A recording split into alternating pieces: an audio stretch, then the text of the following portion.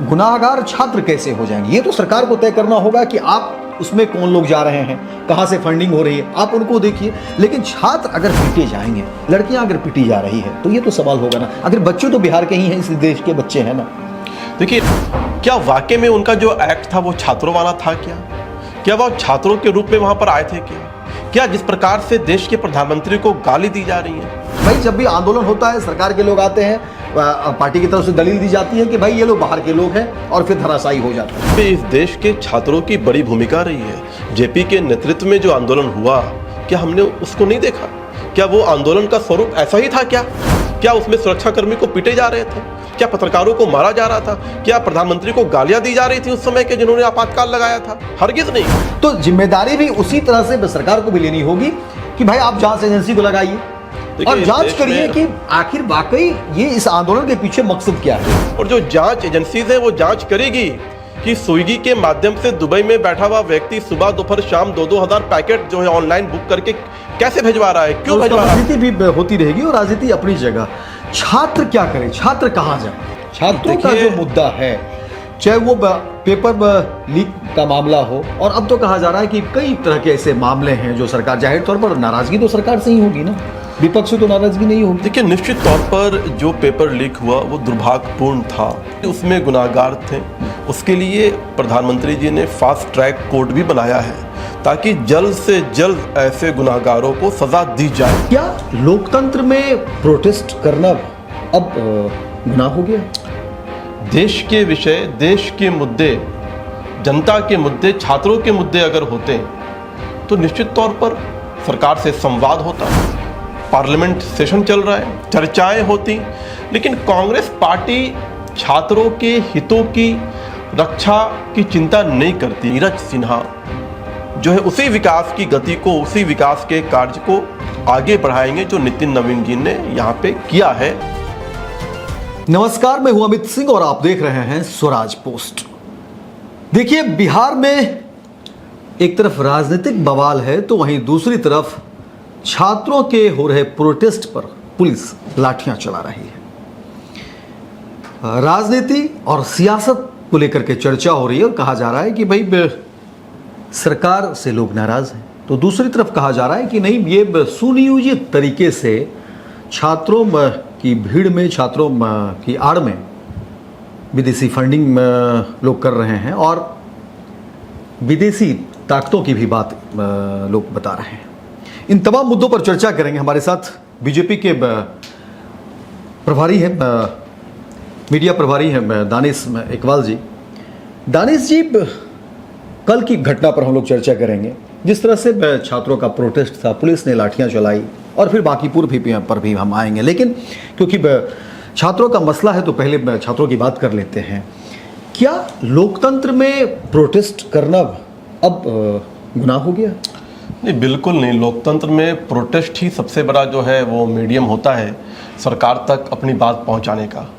लेकिन लोकतंत्र में प्रोटेस्ट के नाम पर अराजकता फैलाना ये उचित नहीं है। जिस प्रकार से विपक्ष ने और राहुल गांधी ने दिल्ली में अराजकता फैलाई और अराजक तत्वों के साथ पूरे देश ने देखा कि कैसे राहुल गांधी ने लोकतंत्र का हनन किया, देश के चुने हुए प्रधानमंत्री का अपमान किया, संविधान का अपमान किया, और फिर उनके लोगों ने पटना में भी और देश के अलग अलग जगहों पर भी अराजकता फैलाने का काम किया। और देखिए, ये जो भीड़ है, ये जो अराजक तत्व हैं, इनको फंडिंग कहाँ से हो रही है? देश के विषय, देश के मुद्दे, जनता के मुद्दे, छात्रों के मुद्दे अगर होते तो निश्चित तौर पर सरकार से संवाद होता, पार्लियामेंट सेशन चल रहा है, चर्चाएं होती। लेकिन कांग्रेस पार्टी छात्रों के हितों की रक्षा की चिंता नहीं करती। अगर वो चिंता करती तो निश्चित तौर पर सरकार तो यही चाहती है कि हम सदन में चर्चा करें, लेकिन कांग्रेस सदन में चर्चा से भाग रही है। बिल्कुल। और सड़क पे अराजक तत्व के साथ अराजकता फैला रही है। ये उचित नहीं है लोकतंत्र। ठीक है दानिश जी, सियासत होती रहेगी, राजनीति भी होती रहेगी और राजनीति अपनी जगह। छात्र क्या करे, छात्र कहाँ जाए? छात्रों का जो मुद्दा है, चाहे वो पेपर लीक का मामला हो, और अब तो कहा जा रहा है कि कई तरह के ऐसे मामले हैं जो सरकार, जाहिर तौर पर नाराजगी तो सरकार से ही होगी ना। विपक्ष से तो नाराजगी नहीं होगी। देखिए, निश्चित तौर पर जो पेपर लीक हुआ वो दुर्भाग्यपूर्ण था। सरकार ने उसमें संवेदनशीलता दिखाई और गंभीरता दिखाते हुए जो भी उसमें गुनाहगार थे उसके लिए प्रधानमंत्री जी ने फास्ट ट्रैक कोर्ट भी बनाया है ताकि जल्द से जल्द ऐसे गुनाहगारों को सज़ा दी जाए। दूसरा, दोबारा परीक्षा कराया गया, परीक्षा के परिणाम भी आए और जिन छात्रों ने परीक्षा दिया, जिनके परिणाम आए, वो आज खुश हैं। लेकिन उसके बावजूद ये कौन लोग हैं, ये लोग कहाँ से आए हैं जिन्होंने देश की सुरक्षा, देश की आंतरिक संपत्ति के साथ जो है खिलवाड़ किया, नुकसान पहुंचाने का काम किया। तो मैं ये कह रहा हूं, सरकार अगर चिंतित नहीं होती तो फास्ट ट्रैक कोर्ट नहीं बनाती। और ये वही सरकार है, नरेंद्र मोदी जी की सरकार, जिसने शिक्षा के बजट को यूपीए के समय 85,00,000 करोड़ से बढ़ाकर 1.5 लाख करोड़ करने का काम किया है। तो सरकार पूरी तरह से छात्रों के साथ है और उनकी हर समस्याओं के समाधान के लिए प्रतिबद्ध है। जंतर मंतर पर आपने देख लिया किस तरह से पुलिस ने लाठियां चटकाई है। पटना में कल आप देखिए किस तरीके से छात्र भाग रहे हैं, लड़कियां हैं, कपड़े फाड़ने की बात। और ये मैं नहीं कह रहा हूँ, तमाम चीज़ें कैमरे में कैद है और सोशल मीडिया पर या बाकी जगहों में चीज़ें चल रही आ रही हैं।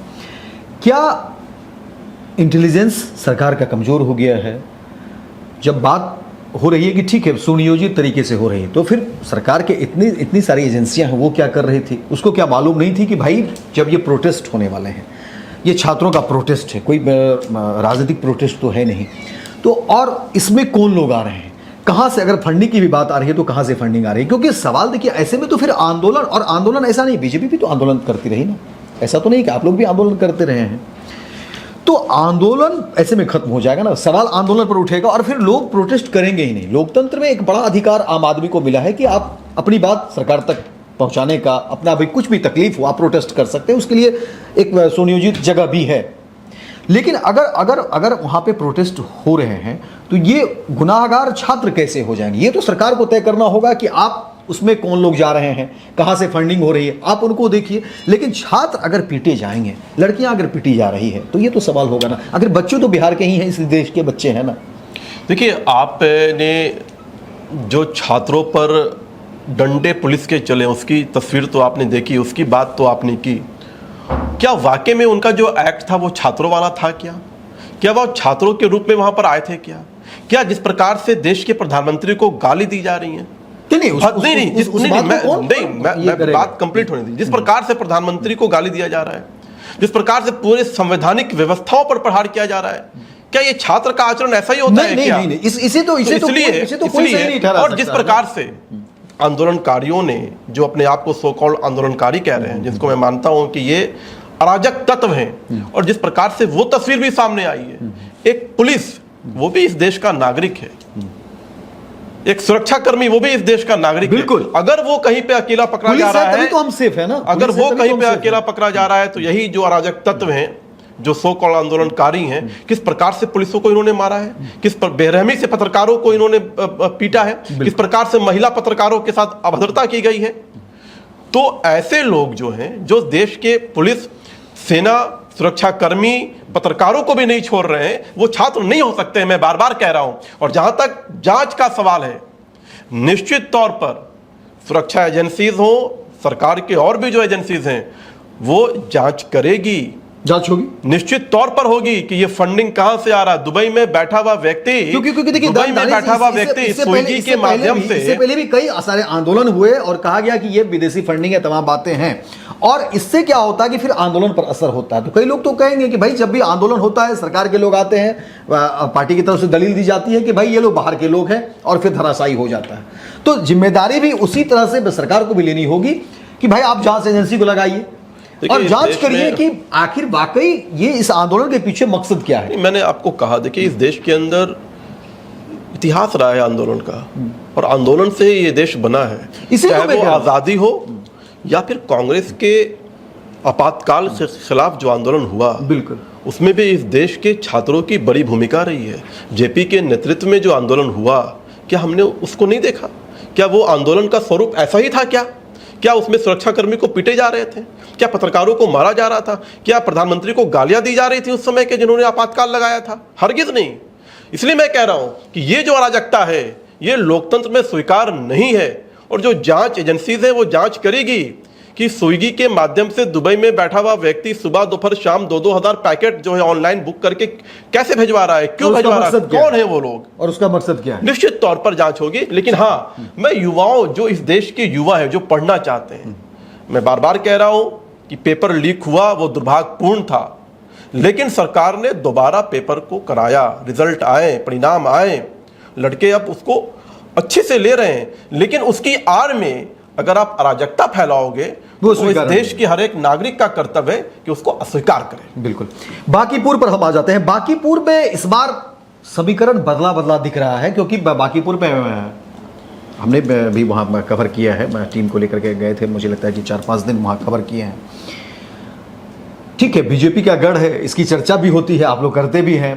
3 दशक से लगातार मैं देख रहा हूँ कि आप लोग वहाँ लगातार बढ़त बनाए हुए हैं। नितिन नवीन के जाने के बाद चर्चा और बढ़ गई और अब तो हॉट सीट कहा जाने लगा है। इसका क्रेडिट भी नितिन नवीन और भाजपा को जाता है। लेकिन दूसरे नंबर की पार्टी में आरजेडी महागठबंधन रही है वह, और अब प्रशांत किशोर राजनीतिक रणनीतिकार जो कहते हैं कि भाई प्रधानमंत्री बनाने वाले नरेंद्र मोदी को हम ही हैं, यहाँ नीतीश कुमार को हमने सत्ता में ला दिया और अब हम खुद मैदान में आ गए। कैसे देखते हैं? देखिए, बांकीपुर जो है वो सिर्फ एक विधानसभा नहीं है, बांकीपुर जो है वो एक भावना है। बांकीपुर में हर घर में आप देखिएगा तो भारतीय जनता पार्टी के कार्यकर्ताओं के पसीनों की खुशबू आएगी। भारतीय जनता पार्टी के कार्यकर्ता जिन्होंने संघर्ष किया है, उनकी हर एक, बांकीपुर के हर एक घर से उनकी कहानी होगी। क्योंकि भारतीय जनता पार्टी जब बढ़ी और आगे बढ़ी, जब हम दुनिया के सबसे बड़े पार्टी बने, उसमें इस बांकीपुर की विधानसभा की जनता का बड़ी भूमिका रही है। इन लोगों ने भारतीय जनता पार्टी को आशीर्वाद दिया है। और नितिन नवीन जी जो लगातार भारतीय जनता पार्टी की तरफ से यहाँ पे विधायक थे, उनका एक पारिवारिक रिश्ता था, एक विधायक के नाते नहीं बल्कि एक परिवार था पूरा बांकीपुर। और बांकीपुर में सबसे ज्यादा डेवलपमेंट हुए, विकास कार्य हुए, क्योंकि ये एक वीआईपीज विधानसभा है जहाँ के सभी वीआईपीज लोग रहते हैं बड़ी संख्या में। तो जनता ये देख रही है कि जो विकास भारतीय जनता पार्टी ने पिछले 30 वर्षों में बांकीपुर में किया, जो भारतीय जनता पार्टी के संघर्ष की कहानी जो है वो बांकीपुर विधानसभा में लिखी गई, इतिहास बना। इस तो बार आज जो है राष्ट्रीय अध्यक्ष जी के इस सीट को खाली करने के उपरांत यहाँ पे उपचुनाव हो रहा है। निश्चित तौर पर नीरज सिन्हा जो है उसी विकास की गति को, उसी विकास के कार्य को आगे बढ़ाएंगे जो नितिन नवीन जी ने यहाँ पे किया है। और देखिए, मैं मानता हूँ कि जिस प्रकार से यहाँ पे लगभग 45 उम्मीदवारों ने नॉमिनेशन किया है, उसमें राजद की भी हमारी मुख्य प्रतिद्वंदी जो है उन्होंने भी नॉमिनेशन किया है, और जो आपने नाम लिया, ऐसे 45 लोग हैं।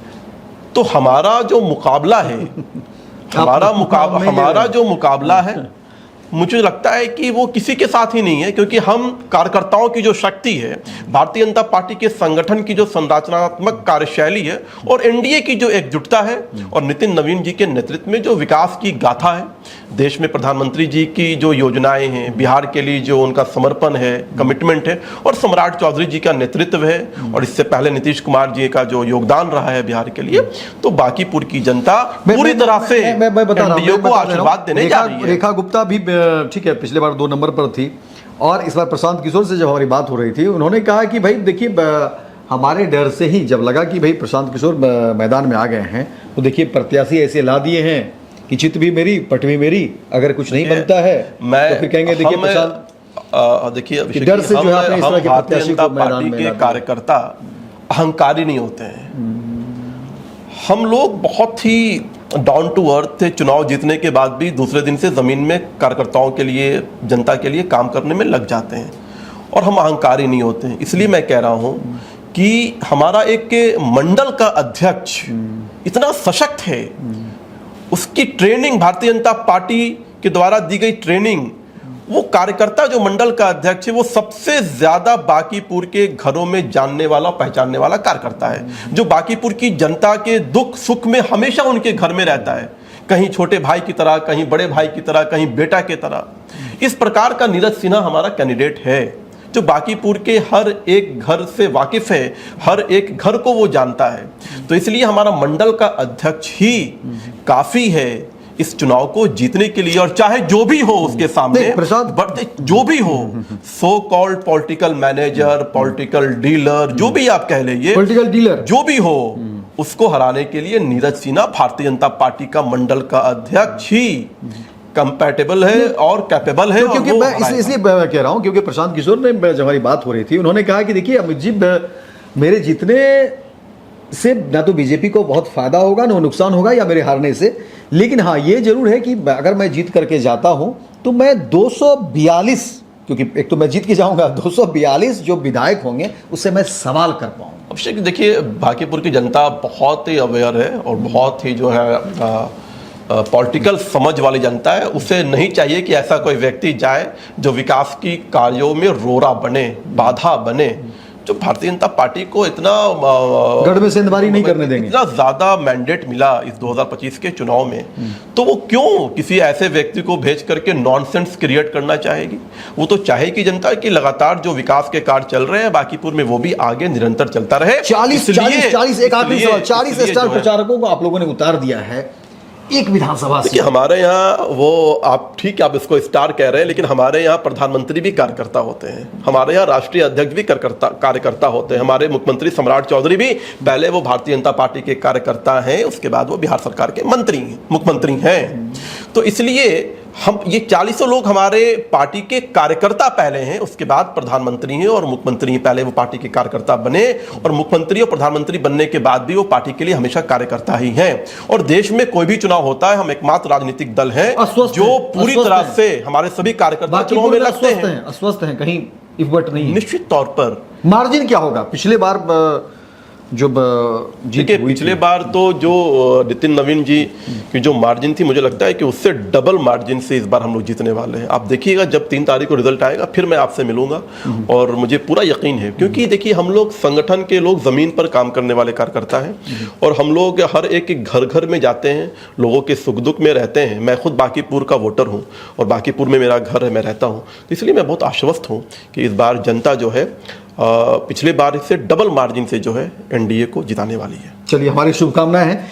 देखिए बिहार में जिस तरह से राजनीतिक गतिविधियां बढ़ी हुई है, बांकीपुर में नेताओं का हुजूम अलग अलग दलों का जो है वो घूम रहे हैं और लोगों से वोट की अपील की जा रही है, अलग अलग तरह के दावे पेश किए जाते हैं। तो दूसरी तरफ दिल्ली के जंतर मंतर और फिर पटना में बवाल मचा हुआ है, छात्रों की अपनी मांग है। हालांकि उसमें कई तरह के दावे पेश किए जा रहे हैं, छात्रों की मांग को लेकर कहा जा रहा है कि सरकार के खिलाफ गुस्सा है, नाराजगी है। तो वहीं सत्ताधारी दल के लोग कह रहे हैं कि ये सुनियोजित तरीके से एक बड़ी साजिश रची जा रही है।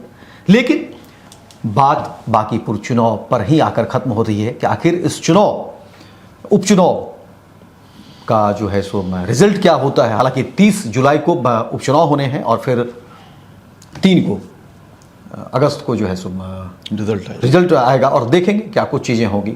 लेकिन कुल मिलाकर के इस बार परीक्षा की घड़ी है। हालांकि दानिश इकबाल साहब कह रहे हैं कि नहीं, जीत सुनिश्चित है और डबल मार्जिन की भी बात करते हैं। देखते हैं क्या कुछ चीज़ें निकल कर सामने आती है। आप इस पूरी खबर को लेकर क्या कुछ सोचते हैं? अपनी राय और अपनी टिप्पणी जरूर करिए और ज़्यादा से ज़्यादा शेयर करिए, क्योंकि बात दूर तक जाएगी तो फिर सही चीज़ें सामने आएगी। बहुत बहुत धन्यवाद। बहुत बहुत धन्यवाद नारिश भाई। नमस्कार, थैंक यू। छात्रों ने डॉक्टर एवं इंजीनियर बनकर सफलता की ऊंची उड़ान भरे है, जहां साधारण छात्र भी बिहार एवं झारखंड टॉपर बनकर बड़ा इतिहास बना रहे हैं। दूरदर्शी शिक्षाविद श्री विपिन सिंह के मार्गदर्शन में मेडिकल एवं इंजीनियरिंग के लाखों छात्रों के लिए आशा की किरण के रूप में गोल द रिजल्ट फैक्ट्री